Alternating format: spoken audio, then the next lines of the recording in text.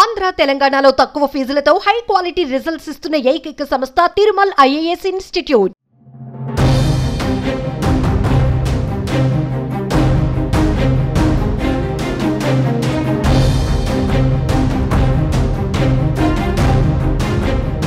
Big breaking news చూస్తున్నాం. పాకిస్తాన్ లో Jafar express hijack ఘటన ఇప్పుడు సంచలనంగా మారిందని చెప్పుకోవచ్చు.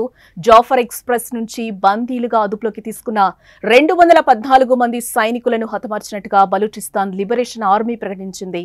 రాజకీయ ఖైదీలను విడుదల చేయాలని విధించిన 48 గంటలు ముగిసినా కూడా ప్రభుత్వం నుంచి ఎటువంటి స్పందన రాకపోవడంతోనే సైనికులను చంపేసినట్టుగా తెలిపింది. ప్రభుత్వం మొండితనంగా వ్యవహరించిన కారణంగానే మా చేతులకు పని చెప్పాల్సిన అవసరం ఏర్పడిందని తన ప్రకటనలో పేర్కొంది. అయితే ఇది నిజమా కాదా అన్నదైతే ఇంకా తెలియాల్సి ఉంది. అసలు అక్కడ ఏం జరిగింది అన్న దానిపై పూర్తి వివరాలు మా Suman TV franchise head Tirumal అందిస్తారు. తిరుమల్ చెప్పండి, ఈ రోజు అయితే పాకిస్తాన్ లో జాఫర్ ఎక్స్ప్రెస్ హైజాక్ ఘటన సంచలనంగా మారిందని చెప్పుకోవచ్చు. దీనికి సంబంధించిన పూర్తి డీటెయిల్స్. నిజానికి జానకి వాస్తవానికి జాఫర్ ఎక్స్ప్రెస్ ని బలూచిస్తాన్ లిబరేషన్ ఆర్మీ వాళ్ళు హైజాక్ చేసిన విషయం వాస్తవమే. కాకపోతే అక్కడ సైనిక చర్య ఎలా సాగుతుంది అనే దానిపైన ఎటువంటి స్పష్టత లేదు. బేసిక్ గా పాకిస్తాన్ మొదటి నుంచి అబద్ధాలు మాత్రమే చెబుతుంది, ప్రపంచానికి అబద్ధాల్ని ప్రచారం చేస్తుంది. పాకిస్తాన్ ఈ బలూచిస్తాన్ ఈ హైజాక్ ని కూడా భారత్ కి అంటగట్టే ప్రయత్నం చేస్తోంది. పాకిస్తాన్ లో ఉగ్రవాదాన్ని భారత్ రెచ్చగొడుతోందని బలూచిస్తాన్ తిరుగుబాటుదారులు ఎవరైతే బలూచిస్తాన్ ఈ లిబరేషన్ ఆర్మీ ఉందో వాళ్ళకి భారత్ అండగా ఉందనే ప్రచారం కూడా 2-3 రోజులుగా మొదలు పెట్టింది. నిజానికి ఏదైతే జాఫర్ ఎక్స్ప్రెస్ ఉందో ఇది బలూచిస్తాన్ లోని క్వెటా నుంచి పెషావర్ కు వస్తుంది. ఇందులో ఆ ఎక్స్ప్రెస్ ని హైజాక్ చేసే సమయంలో దాదాపు 500 మంది అందులో ప్రయాణికులు ఉన్నారు. ప్రయాణికులతో పాటు పాకిస్తాన్ పారామిలిటరీ బలగాలు ఉన్నాయి. బలూచిస్తాన్ లో సైనికుల చర్య కూడా కొనసాగుతుంది. బలూచిస్తాన్ లో పాకిస్తాన్ సంబంధించిన అంటే పాకిస్తాన్ నుంచి ఇతర ప్రావిన్సులకు సంబంధించిన సైన్యం బలూచిస్తాన్ లో అక్రమాలకు అన్యాయాలకు పాల్పడుతుంది. అక్కడ బలవంతపు పరిపాలన కొనసాగుతుంది. నిజానికి బలూచిస్తాన్ ప్రజలకి పాకిస్తాన్ తో కలిసి ఉండాలనే ఇష్టం లేదు. ఇది ఆఫ్ఘనిస్తాన్ ఇరాన్లకి బార్డర్ లో ఉంటుంది. బలూచిస్తాన్ వాళ్ళు స్వేచ్ఛను కోరుకుంటున్నారు. బలూచిస్తాన్ వాళ్ళు స్వతంత్రాన్ని కోరుకుంటున్నారు. పాకిస్తాన్ నుంచి విడిపోవాలని కోరుకుంటున్నారు. అందుకే ఈ ఉద్యమం మొదలైంది. ఎప్పుడైతే 1948లో భారత్ నుంచి పాకిస్తాన్ విడిపోయినప్పటి నుంచే బలూచిస్తాన్ ఈ తిరుగుబాటు ఉద్యమం మొదలైంది. అప్పటి నుంచే ఈ తిరుగుబాటు ఉద్యమం కొనసాగుతుంది. తాజాగా జరిగిన సంఘటన వెనుక చైనా ఒక డెవలప్మెంట్ కారిడార్ ని నిర్మిస్తుందో, గ్వాదర్ పోర్టు నిర్మిస్తోంది. బలూచిస్తాన్ లోని గ్వాదర్ లో చైనా ఒక పోర్టు నిర్మిస్తోంది. చైనాలోని జిన్జియాంగ్ నుంచి గ్వాదర్ వరకు ఒక ప్రత్యేకమైన పోర్టును నిర్మిస్తూ ఒక కారిడార్ నిర్మిస్తోంది. ఈ కారిడార్ ని పూర్తిగా బలూచిస్తాన్ లిబరేషన్ ఆర్మీ వ్యతిరేకిస్తోంది. ఎందుకంటే బలూచిస్తాన్ సకల సంపదలకు, భూగర్భ ఖనిజాలకు, సంపదలకు నిలయం. బలూచిస్తాన్ లో బంగారం, చమురు, ఆయిల్, రకరకాల లిథియం, అనేక రకాల రాగి వంటి అనేక రకాల విలువైన ఖనిజ సంపద ఉంది. ఈ ఖనిజ సంపదను దోచుకోవడానికి పాకిస్తాన్ మొదటి నుంచి ఎత్తుగడలు వేస్తోంది.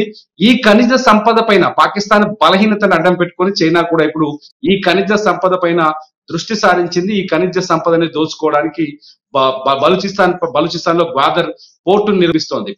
ఈ పోర్టుకు వ్యతిరేకంగా చాలా రోజుల నుంచి అక్కడ నిరసనలు వ్యక్తమవుతున్నాయి. నిరసనలు వ్యక్తం చేసే వాళ్ళ పైన పాకిస్తాన్ ఆర్మీ దాష్టికాలకు పాల్పడుతోంది.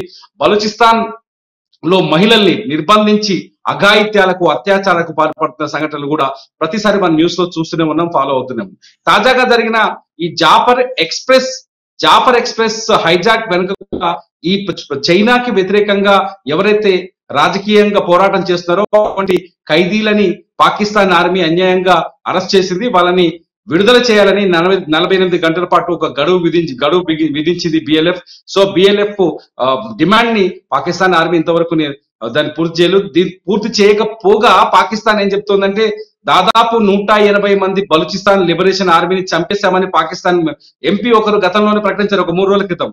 దానికి ధీటుగా సమాధానం చెప్పుకోవడానికి ప్రపంచం ముందు పాకిస్తాన్ బలహీనంగా ఉంది, పాకిస్తాన్ లో భద్రత లేదు, భద్రత బలహీనంగా ఉంది, లోపభూయిష్టంగా ఉందని చెప్పుకోలేక పాకిస్తాన్ ఏం చెప్తుందంటే దాదాపు 180 మందిని చంపేశామని ప్రకటించింది. ఒకరు తొడగొడితే ఒకరు జబ్బలు దంచుకున్నట్టుగా కనిపిస్తోంది. మొత్తానికి బిఎల్ఎఫ్ ఆర్మీ వర్సెస్ పాకిస్తాన్ గా నడుస్తున్న ఈ వివాదంలో ఏది వాస్తవం అనేది ఇప్పటికే చెప్పడానికి వీల్లేదు. కాకపోతే ఒకటి మాత్రం నిజం, ఇది క్వెటా నుంచి బయలుదేరిన ఈ ట్రైన్ లో దాదాపు 500 మంది ఉన్నట్టుగా తెలుస్తుంది. అందులో 240 మంది ప్రయాణికులు బలూచిస్తాన్ ప్రావిన్స్ కి సంబంధించిన పౌరులు ఉన్నట్టున్నారు.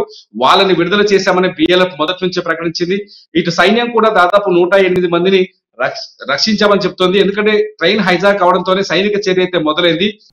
వాళ్ళైతే క్లియర్ గా చెప్పడం జరుగుతుంది. ఎందుకంటే ప్రభుత్వం తమ డిమాండ్ కి ఒప్పుకోలేదు కాబట్టి 48 అవర్స్ వాళ్ళకి టైం ఇచ్చాము, బట్ అది తీసుకున్నారు కానీ మాకైతే వాళ్ళని విడుదల చెయ్యలేదు అని కూడా వాళ్ళు క్లియర్ గా చెప్తున్న పరిస్థితి కనిపిస్తుంది. ఆ డిమాండ్ వినిపించుకోలేదు కాబట్టి ఈ రోజు 214 మందిని చంపేశామని కూడా వాళ్ళు క్లియర్ గా చెప్తున్నారు. ఇక్కడ పాక్ ప్రభుత్వం నిర్లక్ష్యం క్లియర్ గా కనిపిస్తుందని అనుకోవచ్చు అంటారా మనం? అంటే స్పష్టత ఏం లేదు.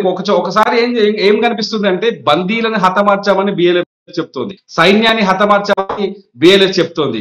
కానీ ఇక్కడ ప్రభుత్వం, పాకిస్తాన్ ప్రభుత్వం చెప్తోంది బిఎల్ఎఫ్ ఆర్మీని హతమార్చామని చెప్తోంది. ఇదంతా ఒక బొమ్మలాటలాగా కనిపిస్తుంది. ఇందులో వాస్తవం ఉందని మాత్రం చెప్పడానికి అయితే వీల్లేదు. దానికి ఇలా కొంత అన్ని స్పెక్యులేషన్స్. ఇప్పుడు మనం ఏ విధంగా అంచనా వేస్తే ఆ విధంగా నిజమన్నట్టుగా పాక్ వార్తలు మనకు కనిపిస్తున్నాయి. కొన్ని పత్రికలు ఏమో బిఎల్ఎఫ్ ఆధిపత్యం కొనసాగుతుంది, బిఎల్ఎఫ్ పై చేసి సాధించిందని కొన్ని పత్రికలు రాస్తున్నాయి, కొన్ని వెబ్సైట్స్ రాస్తున్నాయి. కొన్ని వెబ్సైట్స్ ఏమో పాకిస్తాన్ ఆధిపత్యం సాధించింది, పాకిస్తాన్ ఆర్మీ అక్కడ సైనిక సక్సెస్ఫుల్ గా కొనసాగుతుందని చెప్తుంది. ఇందులో వాస్తవం అయితే ఏది స్పష్టంగా కనిపించలేదు. మొత్తానికైతే ట్రైన్ మాత్రం ఇప్పటికున్న ఆధారాల ప్రకారం ట్రైన్ మాత్రం బలూచిస్తాన్ లిబరేషన్ ఆర్మీ ఆధీనంలోనే ఉంది. ట్రైన్ ఇంతవరకు హైజాక్ నుంచి విడిపించలేదని స్పష్టంగా అర్థమవుతోంది. ఒకవేళ ఇప్పుడు ఈ 214 మంది బందీల్ని హతమార్చామని బిఎల్ఎఫ్ అధికారికంగా ప్రకటిస్తే మాత్రం ఇది నిజమే అవుతుంది.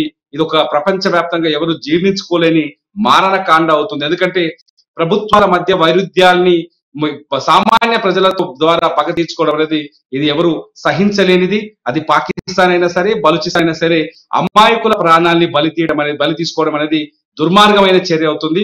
ఈ చర్యని నిజంగానే ప్రపంచం ఖండిస్తుంది. భారత ప్రభుత్వం కూడా ఎప్పుడు ఎక్కడ హింసను ప్రోత్సహించే విధంగా ప్రవర్తించడం లేదనేది అందరికీ అర్థమైన విషయమే. నిన్న పాకిస్తాన్ విదేశాంగ చేసిన ఆరోపణలు కూడా భారత విదేశాంగ శాఖ చాలా తీవ్రంగా ఖండించింది. పాకిస్తాన్ లో ఉగ్రవాదాన్ని భారత్ రెచ్చగొడుతుందంటూ పాకిస్తాన్ విదేశాంగ కార్యదర్శి నిన్న మాట్లాడారు. దాన్ని భారత విదేశాంగ కార్యదర్శి కూడా తీవ్రంగా వ్యతిరేకిస్తూ చాలా స్పష్టంగా చెప్పారు. ఈ నేపథ్యంలో బలూచిస్తాన్ లో హింస జరగకూడదని మనం కోరుకోవాలి.